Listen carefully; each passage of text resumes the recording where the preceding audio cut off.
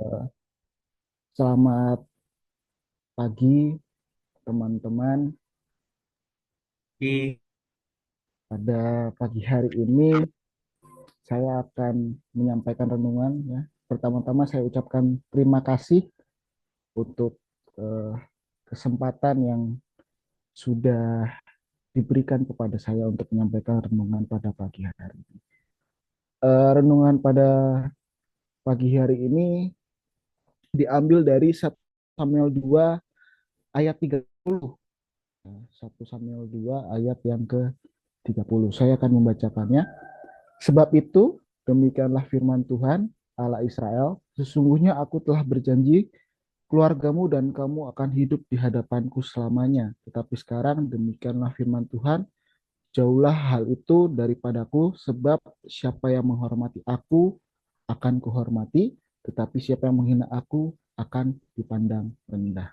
Nah, renungan pada pagi hari ini eh, temanya adalah generasi yang menghormati Tuhan. Jadi saya memilih tema generasi yang menghormati Tuhan. Jadi setiap orang pasti ingin hidupnya punya dampak, ingin hidupnya berdampak. Ada yang ingin dikenang lewat harta, ya, ada yang ingin dikenang lewat jabatan, atau juga ada yang dikenang lewat karya. Tetapi firman Tuhan menunjukkan bahwa dampak sejati muncul dari sikap kita kepada Tuhan. Nah, di sini kita bisa lihat di 1 Samuel pasal 2 ini, keluarga Eli adalah contoh nyata. Mereka punya posisi nih, ya, mereka punya posisi imam.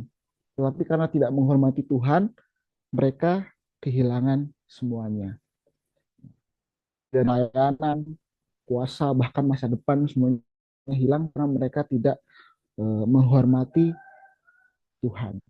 Sebaliknya, Tuhan berjanji akan membangkitkan imam baru yang setia dan teguh, yang hidupnya berdampak di generasi selanjutnya. Nah, pertanyaannya, apakah kita menjadi generasi yang gagal atau generasi yang berdampak karena menghormati Tuhan? Yang pertama, generasi yang dipilih Tuhan. Tuhan mengingatkan Eli, bukankah aku telah memilih moyangmu dari Mesir untuk menjadi imam? Di sana Tuhan mengingatkan Eli bahwa sudah dari dulu dia dipilih gitu. Kata telah memilih menegaskan bahwa bukan manusia yang memilih dirinya sendiri. Di sini Tuhan sendiri atau Allah sendiri yang menetapkan eh, keputusan itu.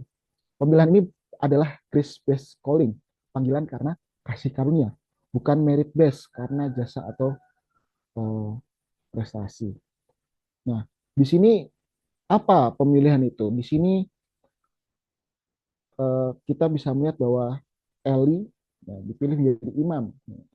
Kata kohen atau imam tidak hanya berarti pelayanan di mesbah, tetapi juga menunjuk pada pemimpin atau pengatur, bahkan pemimpin rohani bangsa. Jadi imam bertindak sebagai penghubung antara Allah dan umatnya, sehingga posisinya adalah kepemimpinan yang sangat strategis. Pada saat itu ada beberapa fungsi imam, ya, yaitu pertama untuk mempersembahkan korban, membakar ukupan, memakai efod, dan menerima eh, persembahan umat.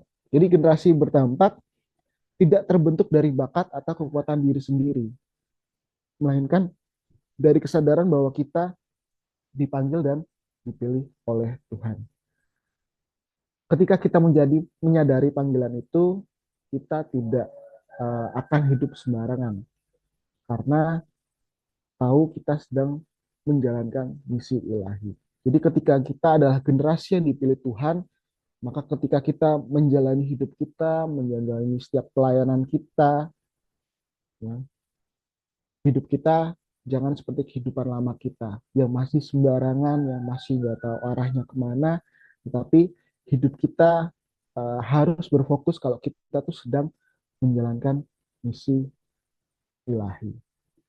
Ya, kita dipanggil untuk mempersembahkan hidup kita sebagai korban yang hidup. Kita menjadi pengantara doa bagi orang lain.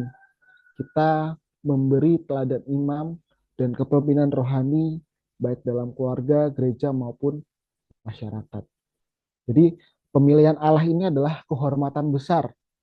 Kita tidak boleh meremehkan atau menyalahgunakan panggilan yang sudah diberikan. Jangan sampai seperti yang dilakukan anak-anak Eli gitu. Lalu pemilihan Allah adalah tanggung jawab besar. Setiap pemimpin rohani dipanggil untuk setia dan hidup kudus. Lalu pemilihan Allah adalah kesempatan untuk melayani, bukan dilayani. Panggilan sebagai imam berarti mengorbankan diri bagi Tuhan dan umatnya. Jadi Tuhan memilihmu menjadi imam atau pemimpin. Di sini berarti Allah secara sengaja dan penuh kasih karunia menetapkan kamu untuk melayani Tuhan. Itu adalah kehormatan sekaligus tanggung jawab. Panggilan ini menuntut kesetiaan, kekudusan, dan kepemimpinan rohani agar umat dapat dituntun kepada Allah.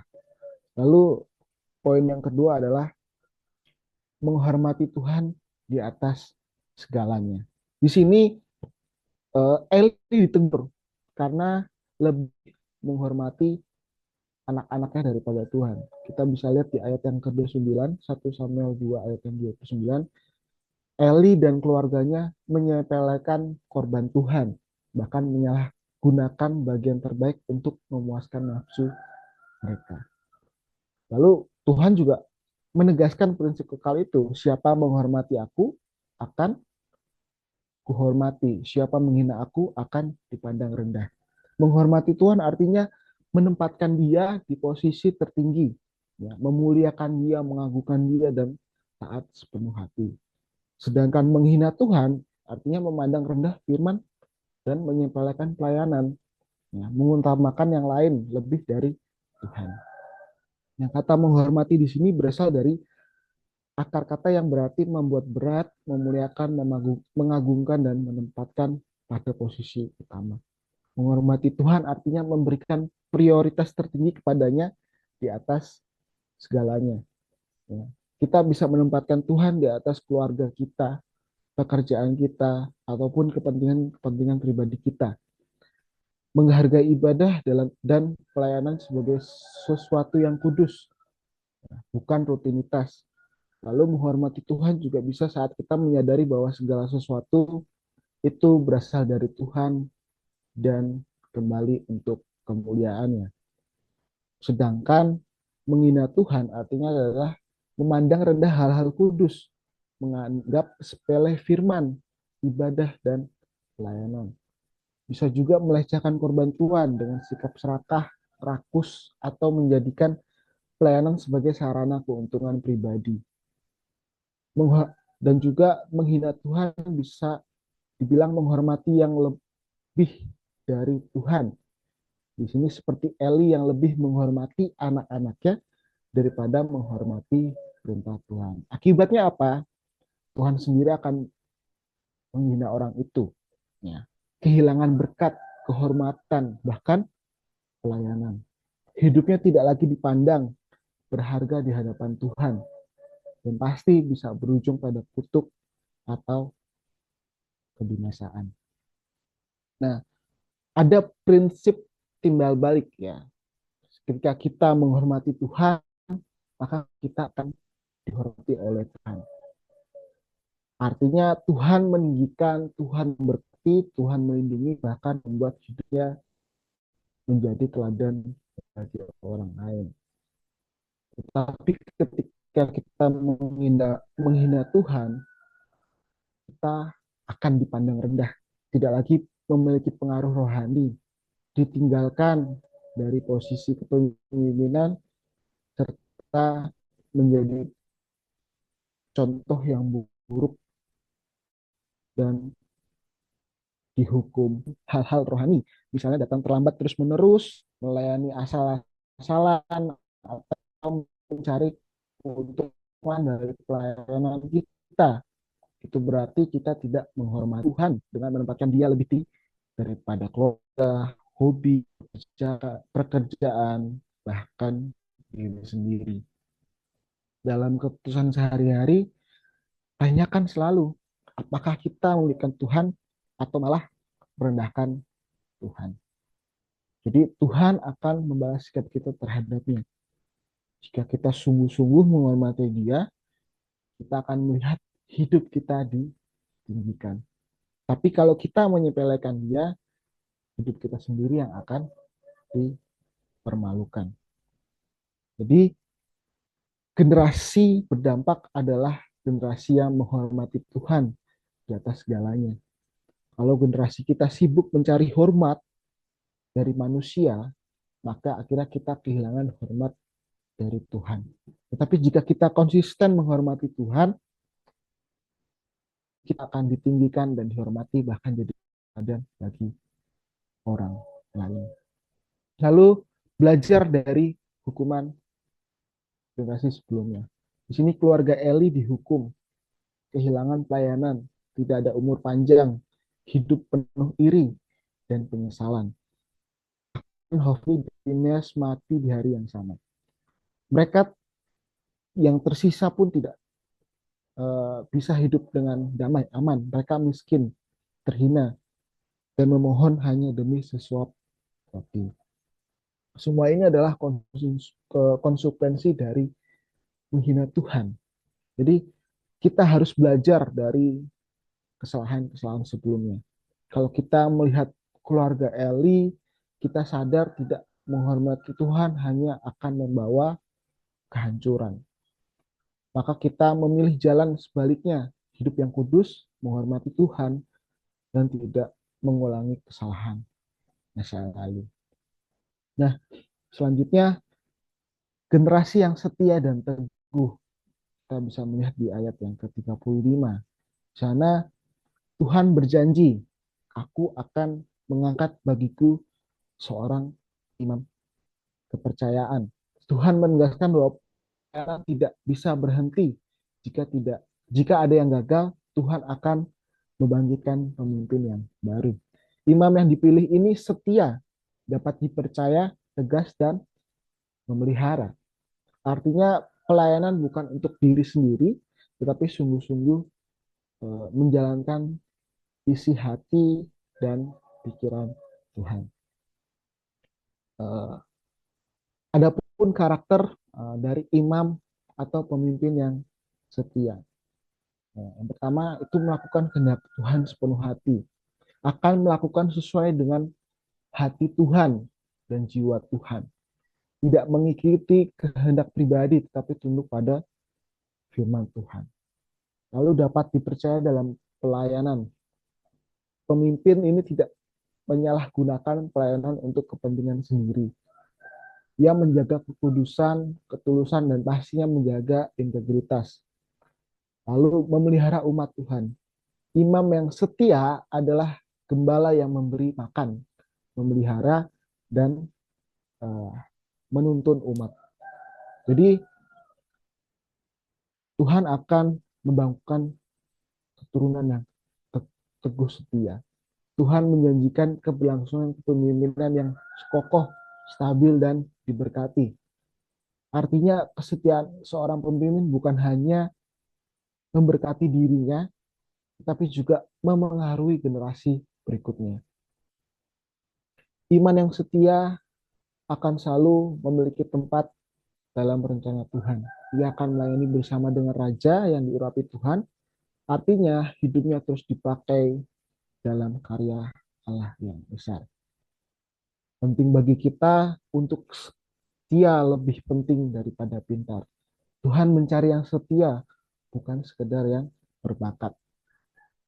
Pemimpin sejati tunduk pada kehendak Tuhan, bukan agenda pribadi, tetapi isi hati Tuhan yang dijalankan.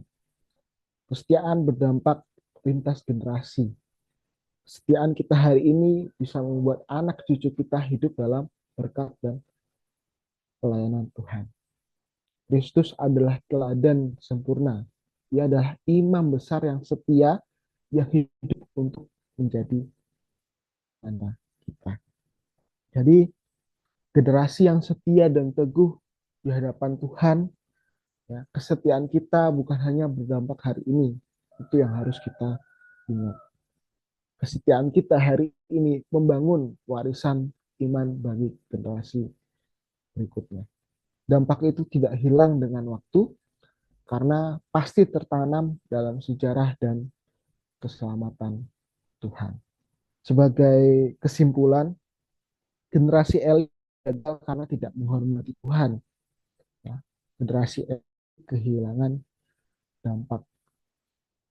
Generasi imam baru setia kepada Tuhan dan menjadi berkat lintas generasi. Pilihan ada di tangan kita. Apakah mau menjadi generasi yang hanya hidup untuk diri sendiri atau generasi yang menghormati Tuhan dan berdampak bagi dunia. Sadari bahwa kita itu dipilih Tuhan untuk tujuan khusus. Hormati Tuhan dalam segala aspek hidup kita. Belajar dari kegagalan masa lalu, jangan ulangi kesalahan yang sama. Bangun kesetiaan kecil setiap hari, mulai dari doa, baca firman Tuhan, pelayanan, dan pastinya kita juga harus menjaga integritas kita sebagai pelayan Tuhan. Jadilah generasi yang bukan hanya eksis, tetapi berdampak karena hidupnya menghormati Tuhan. Itu saja renungan pada pagi hari ini. Mari kita bersatu dalam doa. Bapa di surga, kami ucap syukur untuk firman pada pagi hari ini. Biarlah kami menjadi generasi yang berdampak, generasi yang setia, generasi yang menghormati akan Engkau, dan biarlah kami menjadi pelayan-Mu yang sesuai dengan kehendak-Mu dan sesuai dengan perkataan-Mu, firman-Mu saja Tuhan. Terima kasih Tuhan. Dalam nama Tuhan Yesus, haleluya, amin. Waktu saya kembalikan